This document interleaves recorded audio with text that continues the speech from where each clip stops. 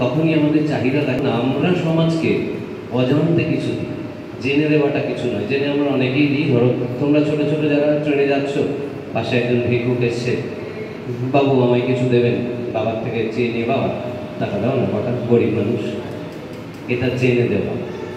না জেনে দেওয়া কি জানো? জানো কি? একটা ছোট্ট উদাহরণ দিই।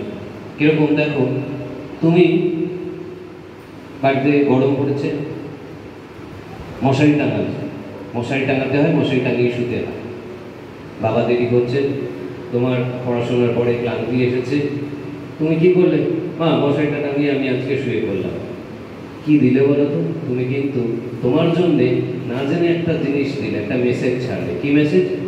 না, মশারি না টাঙিয়ে শুলে মশা কামড়ায়।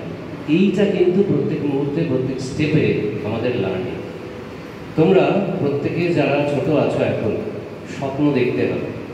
আমাদের ম্যানেজার বাবু তাই বলেছেন, ডাক্তারবাবু তাই বলেছেন, স্বপ্ন কিন্তু বাস্তব থেকে আসে। তোমরা এরকম কখনো ভাবতে পারো যে জীবনে যা দেখোনি সেরকম একটা কিছু ভাবা যায় কিনা?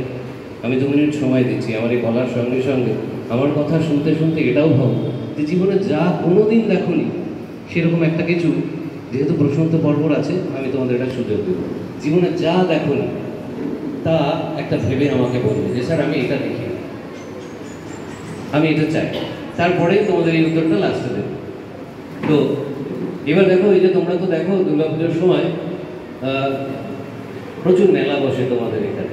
একজন বেলুন বিক্রেতা, আমি গতবার এসেছিলাম, একটা বাচ্চা ছেলে একটা বেলুন বিক্রেতার কাছে লাল, হলুদ, নীল, সবুজ বেলুন ছিল। তো বাচ্চা ছেলেটি বাবার কাছ থেকে গিয়ে বলে, বাবা আমি একটা বেলুন নেব। তাহলে ঠিক আছে, যাও নাও, কোন বেলুনটা পছন্দ। ও গিয়ে সেই ফেরিওয়ালার কাছে জিজ্ঞেস করছে,